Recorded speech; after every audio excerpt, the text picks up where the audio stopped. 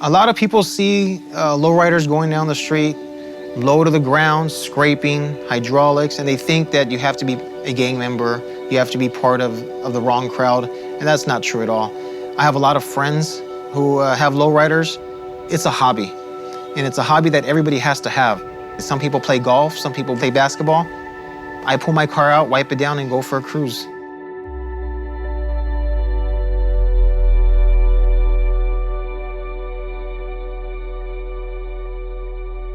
My name is Rudy Peter Campos Jr.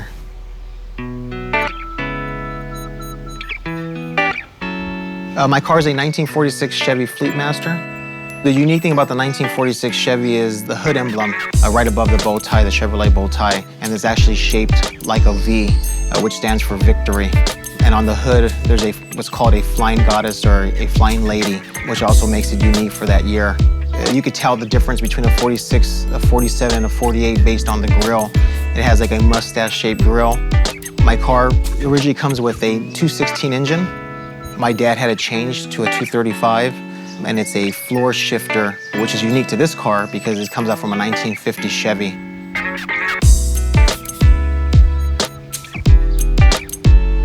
I want to go with a different look, so I added 1957 Cadillac hubcaps, along with changing out the headlight bezels from a 1953 Cadillac. The interior is a tanning color. My father had it done, and it's the same interior from 1982. When I did the restoration, I made sure that we wouldn't change that, just to keep it as a memory for my father. When I was 4 years old, my father was killed. He was murdered in gang violence. So early on, I had to take the role of being the head of the household. It was a role that I had to step up to, and for many years, my mom had the option to sell that car and get rid of it to make ends meet. She chose not to sell it and to keep it for me. The incentive was to graduate from high school. She always told me if I would graduate, the car was mine, so I graduated. And that car stayed with me, which is the same incentive I've given my son. If he graduates, the car would be his. The car sat in storage at my house for a couple years. One day I had the itch to, hey, let's get this car back out on the road again. I pulled it out of the garage and we took off for a cruise. Let's go down Whittier Boulevard. Let's go eat down at Tommy's. Car started up, no problem. We start heading down toward Tommy's and a fan blade breaks on the engine. And that was the beginning of what they say, opening a can of worms. I started to seek out people, turned out to be the worst thing I could have ever did. The painter came to the house, picked up the car, told me it would be a couple of weeks, ended up being a couple of months. Went to check on my car one day, he was gone. He got in a plane and he went back to Korea. I mean, my car was a shell when I got it back. The members from my club stepped up. One phone call was made, and within 30 days, the car was fully restored back to the way it looked before.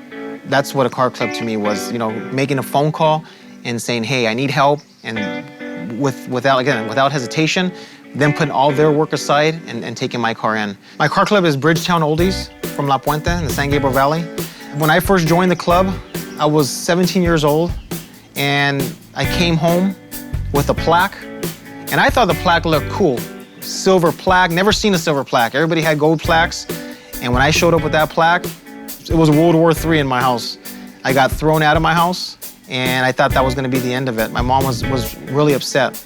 And I think she was upset because not knowing, first off, who the members of the club were, she had protected me and my sister for so long.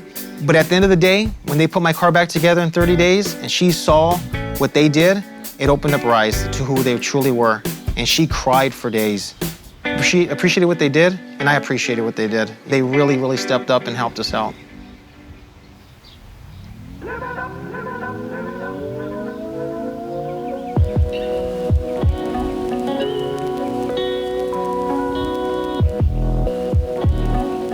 So it's a tradition with our club that prior to going to an event, we make it a habit to go through Old Town La Puente and cruise through there before we meet on 3rd Street before taking off, to let people know that, hey, you know, the cars are coming through. We're a small car club, about 20 members. We're not about numbers. We're about family, friends, the quality. Being part of the car club for over 20 years, it's never changed. It's not what people think it is. It's a brotherhood. Lowriding is not for everybody. And I know that firsthand, especially when I first met my wife. First thing I said to realize was, or figure out, is if she even liked to be in my car. And when my wife accepted it, I knew that she was the one for me. And to this day, we get in the car and we go, for a cruise, me and my kids. It takes a unique person, a unique couple to enjoy lowriding.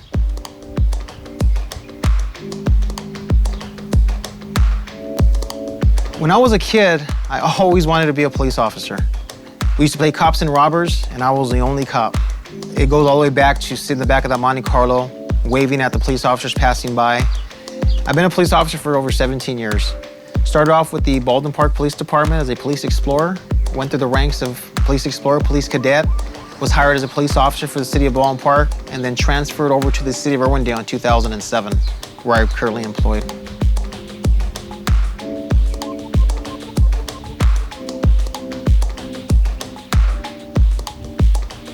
My assignment as a police officer for the city of Irwindale is working the streets, residential and commercial streets of Irwindale. We have about 1,400 residents in the city of Irwindale. During our patrol, we're looking for traffic violations. We're responding to emergency calls for service, in-progress calls. We assist our local agencies. What scares me the most is knowing that when I leave home, there's a possibility that I'm not going to come home. And that's what I keep in the back of my mind. My ultimate goal on a daily basis is to make sure I make it back home to my family. Luckily, my wife's in law enforcement, so she knows what I go through.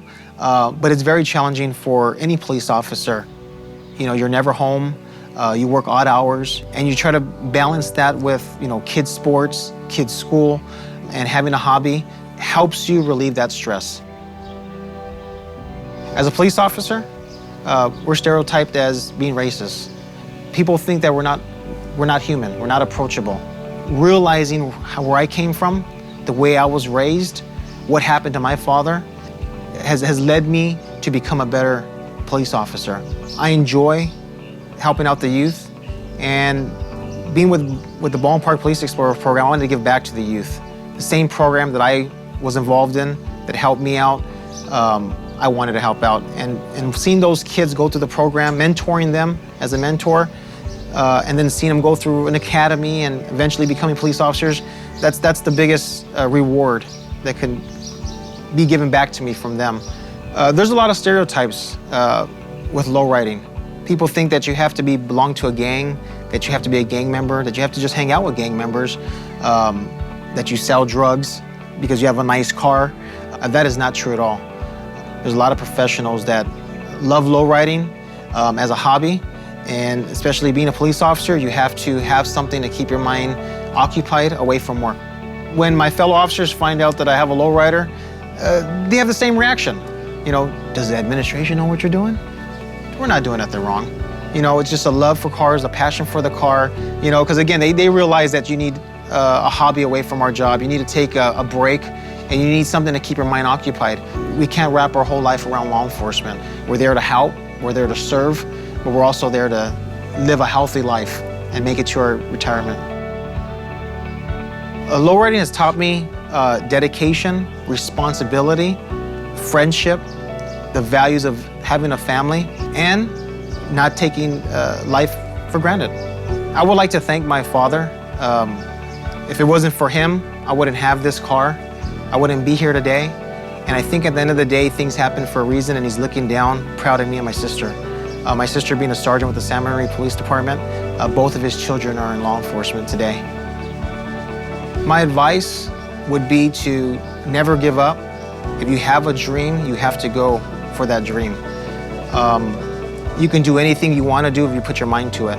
Also, not forgetting where you came from. You cannot forget your past. There is a past, and that's your drive. That should be your drive to get where you got to go. My name is Rudy Campos Jr. I'm a police officer, and I'm a lowrider role model.